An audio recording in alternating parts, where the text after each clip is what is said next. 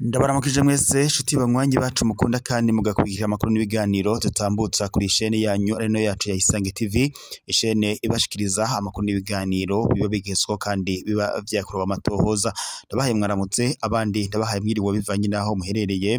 Iri niteka n'umunezero ntangere bigusubira kubana namwe banywanyi bacu mukunda kandi mugakurikira amakuru n'ibiganiro tubandanya gushikiriza amakuru n'ibiganiro biba bigezweho kandi biba vyakorewe amatohoza. Reka ronda bahe kaze ku makuru yacu yo muri ico gitondo, amakuru yihuta cyane, amakuru araza agushimikira ku ngingo nkuru zikurikira, aho tuza kunyarukira kubiriko biravugwa ku mushikiranganje Martin Niteretse. Kuri ubu amakuru duhabwa n'amasoko yacu nuko Martin Niteretse imodokari iperereza yaba yamaze kumujana, ati ariko aragirizwa kuba yarabashije cyangwa kuba yagerageje ngo kuba ashaka kunyuruza amahera y'igihugu bivanye nuko ngo ariko ararya ibiturire, ni ibyagiriji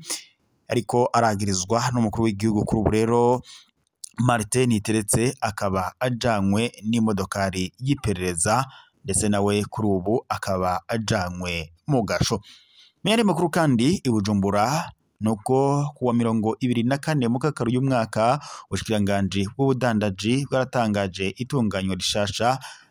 niyongerekana rikomeye ry'amahera y'uburenganzira bwo kugurura ubunywero lisanse mu nywero bwo mu mugwi bizwi nka Model C. Izo ngingo zikaba rishasha rero zirateye impungenge nyinshi abafise ubwo bunywero bukuze ndetse n'ubuto butoya. Mu rwandiko rwashizwe ahabona kuwa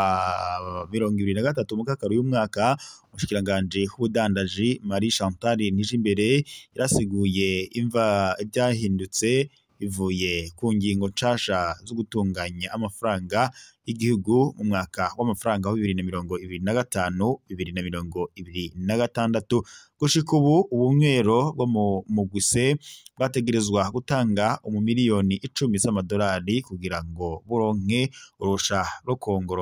kongerako ibiciro ku byashinzwe na leta ku binyobwa vya Bararundi. Kuva ubu ayo mafaranga azogenda arahindagurika kuva mu miliyoni 10 gushika kuri miliyoni 50 z'amarundi.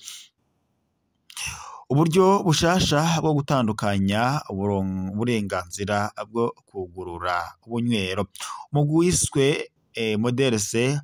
wagabuwe mu bice 4 bivanye n'amafaranga azokongerwa ku giciro ca leta ku bijanye n'ubunywero. Kuva hagati y'igihumbi n'ifaranga rimwe gushika ku mafaranga 2,000 y'amarundi bazoza batanga miliyoni 10 z'amarundi. Abongera ko hagati y'ibihumbi 2 n'ifaranga rimwe gushika ku 3 bazoza bariha miliyoni 20 z'amarundi.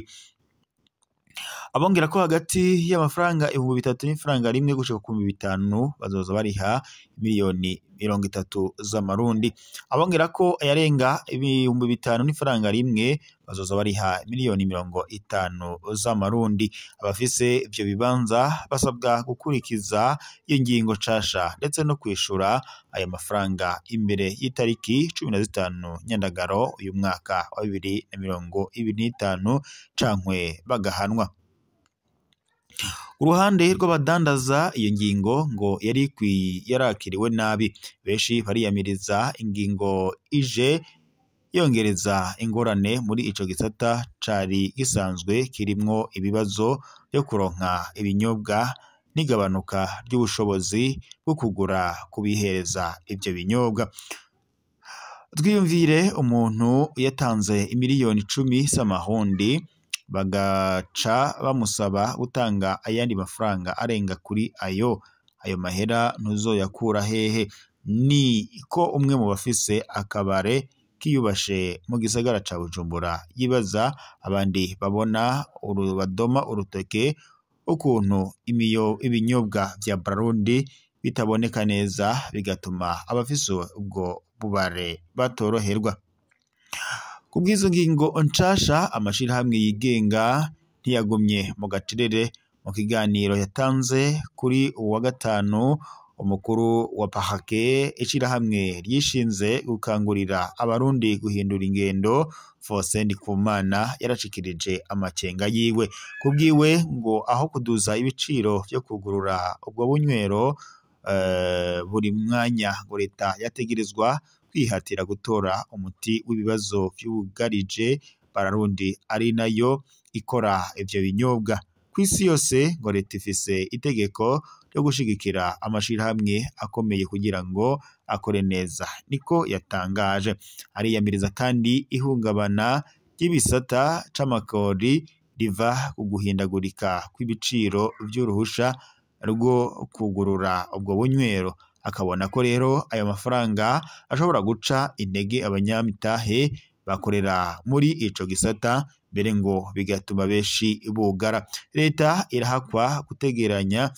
gutegeranya amakori yari yizeye bigashobora gutuma ingorane zijanye n'ubutunzi ziyongera mu gihugu niko Faustin Ndikumana abisigura cyangwa se agabisha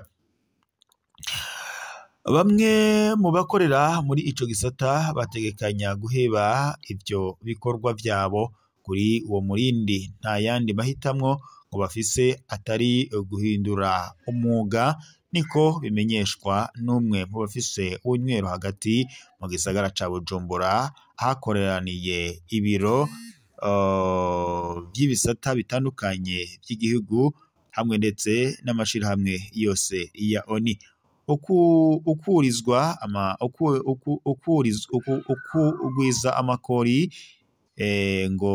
bigiyemwo kubura ibinyobwa birabangamira cane bikomeye igisata c'ubutunzi ndetse n'urudandazwa rw'ibinyobwa nk'uko uyu mushikiranganje Faustin Ndikumana abishikiriza mu kiganiro yagiranye n'abamenyesha amakuru. Naho kugabanya ibitigiri by'abapfungiwe mu mabohero mu Burundi hagati y'ibihanuro vya leta n'ukuri guteye impungenge kwa 24 mukakaru y'umwaka kuri uyu wa gatanu abagabo 49 n'abagore 5 bararekuwe mw'ibohero rikuru rya Mpimba i Bujumbura umugwa mukuru w'ubutunzi w'igihugu c'u Burundi abo ni umugwi w'abagiriwe amahirwe mu gikorwa co kugabanya ibitigiri mu mabohero catangujwe mu mpera za Ruheshi guheze mu Ruyigi mu ntara ya Buhumuza ubuseruko ku Burundi ico gikorwa cari catangujwe kuwa 14 Munyonyo umwaka wa 2024 citwa ikigongwe c'umukuru w'igihugu ico gikorwa catangujwe mu gihugu mu gihe ibitigiri vyo mu mabohero atandukanye biteye umwitwarariko gifise intumbero yo guhemura amahoro abapfungiwe bakanijizwa mu kibano ariko kubw'abapfungwa benshi ndetse n'amashingwamanza iyo ngingo ngo iratera kwibaza ibibazo hariho abapfungwa bari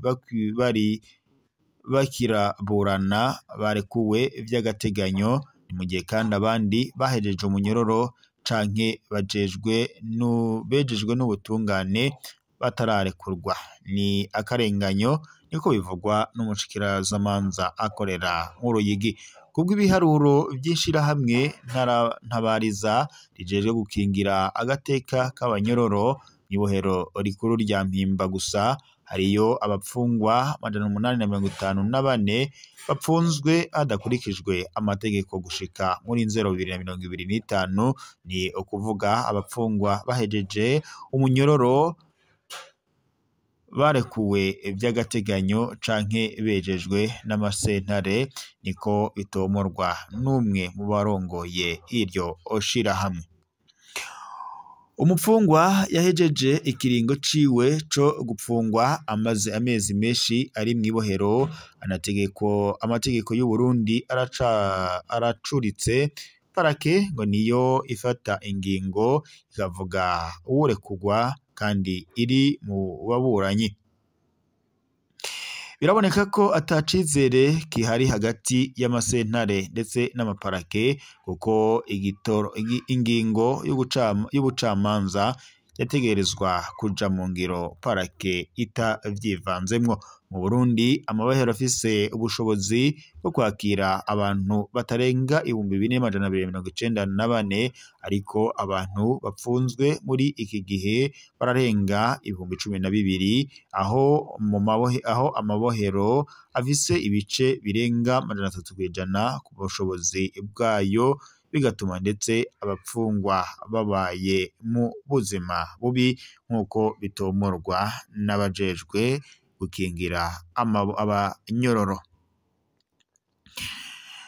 Reka rero mbashimire mwese mwari kumwe natwe mu makuru ko turabashikiriza muri iki gitondo. Aya kanya tuyasozere ngaha, tusubire mu makuru araza kuba agezwe ko yari amakuru mwashikirizwaga n'imbonesha kuri mukuru atari muri Deni ya Isange TV, bonesha kure bashikiriza amakuru n'ibiganiro biba bigezo kandi biba byakorewe amatohoza.